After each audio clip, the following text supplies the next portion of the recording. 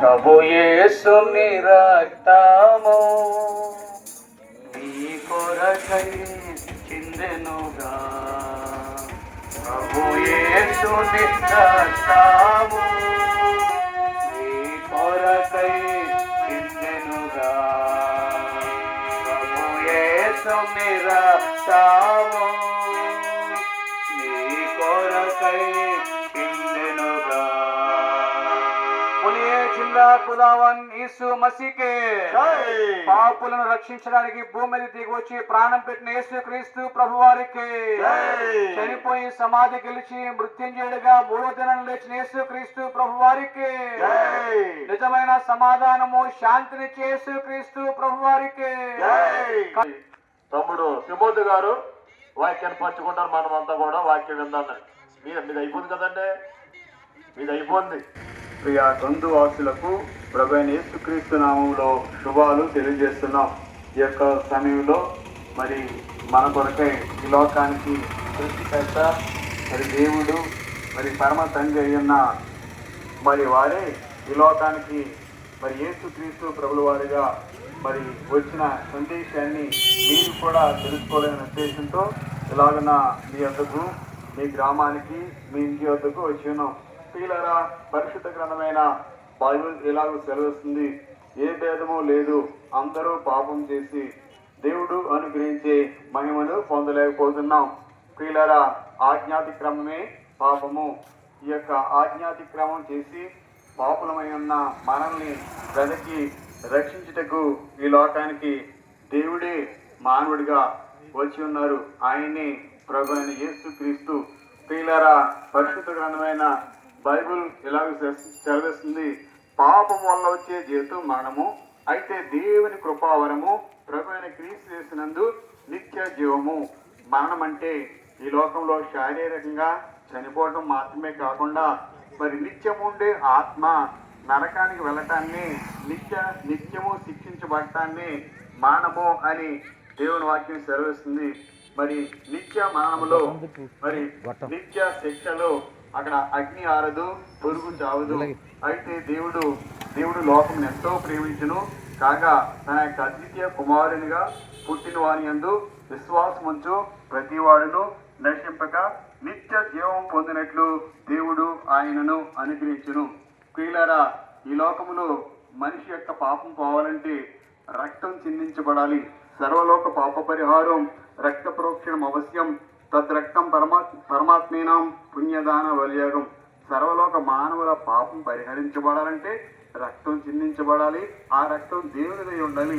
ఎడ్ల రక్తం ద్వారాను కోడెల రక్తం ద్వారాను పాపక్షమాపం లేదు. అలాగే ఆకాశము కింద మనుషులలో ఇవ్వబడిన ఏ నామంలో కూడా పాపక్షమాపం లేదు. మనుషులే మరి దేవుడిగా అనిపించుకుంటూ పరువు ప్రతిష్టల కొరకు ధనార్జన కొరకు దేవుళ్ళు అనిపించుకుంటున్నారు. వారి ద్వారా పాపక్షమాపణ లేదు.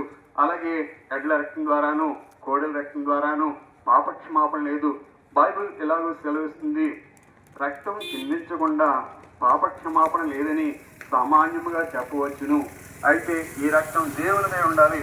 అలాగే మరి దేవుడు మరి మానవుడిగా వచ్చి మరి ఏ పాపం చేయకుండా జీవించి నీ కొరకు నా కొరకు సిలువలో తన ప్రాణాన్ని పెట్టిన వారిగా ఉంటున్నారు. ఆయన కార్చిన రక్తం ద్వారా పాపక్షమాపణ, ఆయన పొందిన మరణం ద్వారా మరి నిత్య జీవము, ఆయన పొందిన అవమానం ద్వారా మానవునికి ఘనత. ప్రియులారా, ఈ లోకంలో మరి మనిషి మరణమంటే భయపడుతున్నాడంటే మరణించిన తర్వాత ప్రమాదకరమైన స్థలం ఉందని మనిషి ఒప్పుకుంటున్నాడు. ఈ ప్రమాదకరమైన స్థలమే నరకము, అగ్నిగుండము, నిత్య శిక్ష. ఈ యొక్క నిత్య శిక్ష నుంచి తప్పించబడాలంటే మనకు పాపక్షమాపణ తప్పనిసరిగా అవసరం. ఇది యేసు కార్చిన శిలువ రక్తం ద్వారానే సాధ్యము. ఏదైనగా ఆయన పరిశుద్ధుడు, నిర్దోషి, నిష్కల్మషుడు, పాపులలో చేరక ప్రత్యేకంగా ఉన్నవాడు. ఇట్టి ప్రధాన యాజకుని ద్వారానే మనకు పాపక్షమాపణ సాధ్యమవుతుంది తప్ప మరి దేని ద్వారా కూడా రక్షణ లేదు, పాపక్షమాపణ లేదు, నిత్య జీవం లేదు. మన పరమ తండ్రి యొద్దకు వెళ్ళే మార్గం మరొకటి లేనే లేదు. నేనే మార్గము, నేనే సత్యము, నేనే జీవము, నా ద్వారా తప్ప ఎవరును తండ్రి వద్దకు చేరలేరు. మరి ఇంటర్ చదవాలంటే 10th పాస్ అవ్వాలి, డిగ్రీ చదవాలంటే ఇంటర్ పాస్ అవ్వాలి, పీజీ చదవాలంటే డిగ్రీ పాస్ అవ్వాలి. అలాగే మనం పరలోక రాజ్యము, నిత్య జీవము, పరమ తండ్రి యొద్దకు వెళ్ళాలంటే పాపక్షమాపణ చాలా చాలా ముఖ్యము, అత్యవసరము. మేము చేసేది మరి అవసరమైన ప్రకటన, అమూల్యమైన ప్రకటన, శ్రేష్టమైన ప్రకటన. మరి తుఫాన్ వస్తుంది, సురక్షిత ప్రాంతానికి వెళ్ళండి. వరద వస్తుంది, సురక్షిత ప్రాంతానికి వెళ్ళండి మరి అని ఎలాగో ప్రకటిస్తారు. మేము కూడా ప్రకటించేది ఏంటంటే మన మరణం తర్వాత నిత్య శిక్ష మన కొరకు కాచుకుని ఉన్నది. అందుచేతే మరణం అంటే మనిషి భయపడుతున్నాడు. యెహోవా మీకు దొరుకు కాలంలో ఆయనను వెదుకుడి, ఆయన సమీపంగా ఉండగా ఆయన వేడుకునుడి. నేడే మిక్కిలి అనుకూలమైన సమయం, నేడే రక్షణ దినము. రేపు మనది కాదు. పాపక్షమాపణ లేకుండా ఈ లోకాన్ని విడిచిపెడితే నరకం ఉంది. మరి ఎప్పుడో చదువు అయిపోయిన తర్వాత, ఉద్యోగం వచ్చిన తర్వాత, రిటైర్ అయిపోయిన తర్వాత మరి దేవుణ్ణి నమ్ముకుందాం అని కొంతమంది అనుకుంటూ ఉంటారు. అయితే మనం అనేది చెప్పకుండా వస్తుంది, ఆయన రాకడనేది చెప్పకుండా వస్తుంది. ఎప్పుడు ఆయన వస్తారో తెలియదు, ఎప్పుడు ఈ లోకాన్ని విడిచిపెడతామో మనకు తెలీదు. అయితే యేసు ప్రభువా నన్ను కనికరించు, నా పాపాలు క్షమించు, నేడే నీ కుమారుడిగా చేసుకో, నీ కుమార్తెగా చేసుకో, యేసు నామములో వేడుకున్నాను తండ్రి అని మనం వేడినట్లయితే, ప్రార్థించినట్లయితే ఆయన మనల్ని క్షమిస్తాడు. ప్రభు పేరట ప్రార్థన చేయవాడు రక్షింపబడును. మరి యేసు క్రీస్తు ప్రభు అని నీ నోటితో ఒప్పుకొని దేవుడు మృతులలో నుండి ఆయనను లేపినని నీ హృదయమందు విశ్వసించిన ఎడల నీవు రక్షింపబడదు అని దేవుని వాక్యం సెలవిస్తుంది. మన పాపములను మనం ఒప్పుకొని ఎడల ఆయన నమ్మదగిన వాడును, నీతిమంతుడు గనక ఆయన మన పాపము క్షమించి సమస్త దుర్నీతి నుండి కడిగి పవిత్రపరచును అని దేవుని వాక్యం సెలవిస్తుంది.